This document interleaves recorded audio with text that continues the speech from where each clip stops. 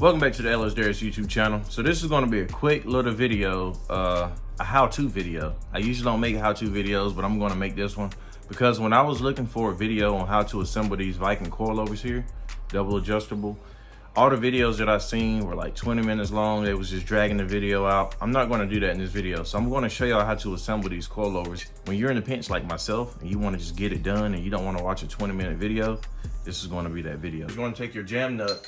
You want to thread it about a third of the way down from the bottom. So about where this one stops, this is where you want to stop your jam nut. So before I do all that, I'm going to add a little bit of anti-seize.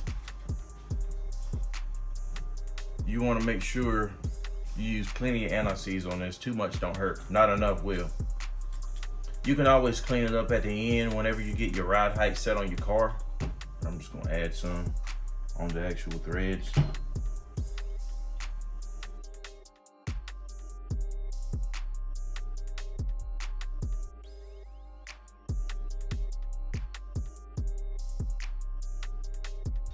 right, now you want to run this down.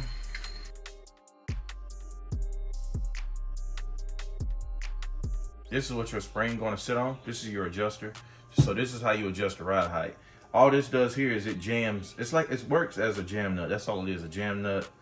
You just tighten it up against the bottom of this and it won't move. So I'm going to just thread it down.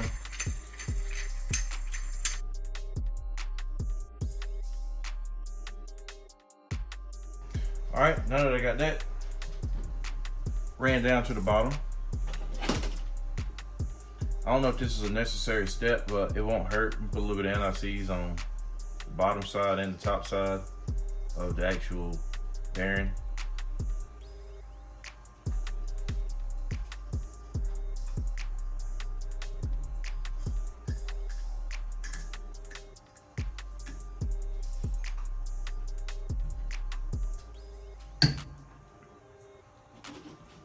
Make sure you put a lot of anti-seize on this bearing here. This is what's going to be adjusting your shock, your ride height. Whenever you're adjusting your ride height, you want your car jacked up with the wheels off the ground whenever you're making your adjustments. I might be using too much, but I'd rather use too much than not enough.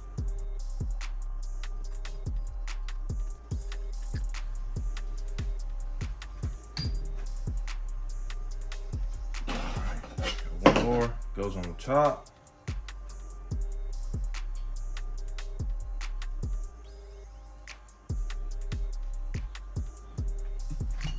I'm only gonna do one side because I already put anti-seize on the bearing. Or at the top of the last bearing I just stuck on. Spring goes on next.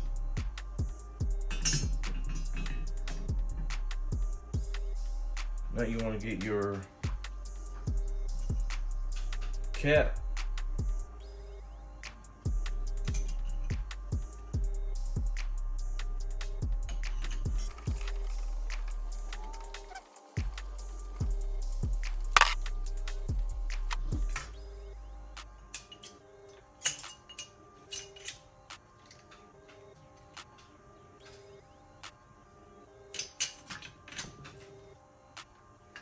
Back up.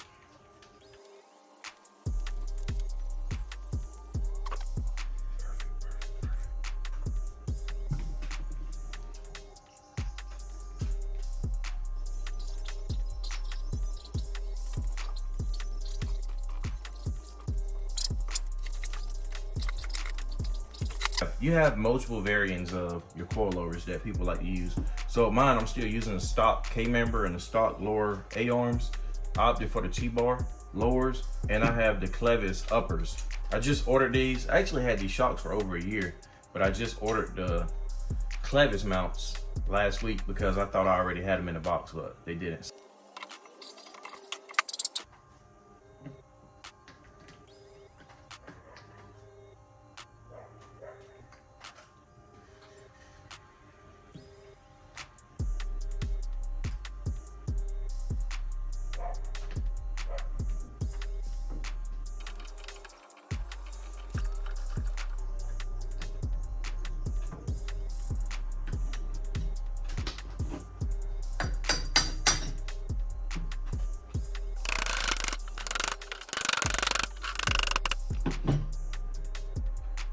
I don't know if you're supposed to beat on them like that or not. Mine might be ruined, but this is how I'm putting them together.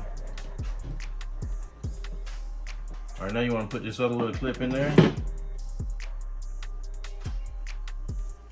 see if I can do this.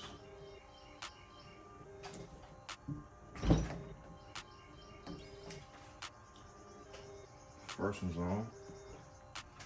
You want to do the same thing to the other side. Flip it over.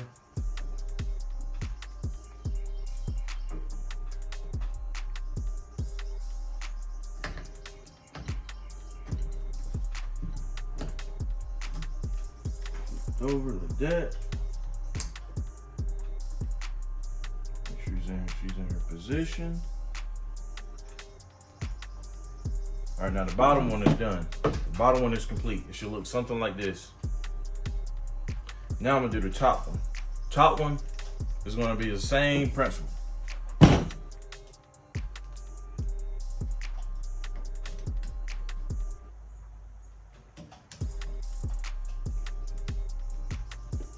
Clip in.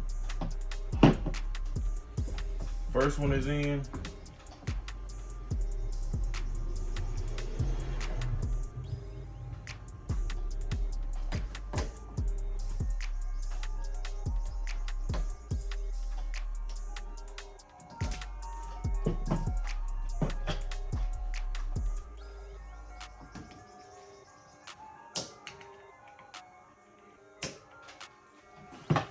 And if you follow all those steps, you should have a product that look like this. Like I said before, if you have this upper clevis, you need to make sure you order this separately because it doesn't come with it. But you're going to take your stock spring out and it's going to go into like the upper shock mount. You're going to bolt this to the upper shock mount. That's pretty self-explanatory on how that does. And the T-bar mounts on like the factory shock does from GM. So I hope that helps on. Pretty quick. It might not be the exact way to do it, but hey, it's more than one way to skin a cat.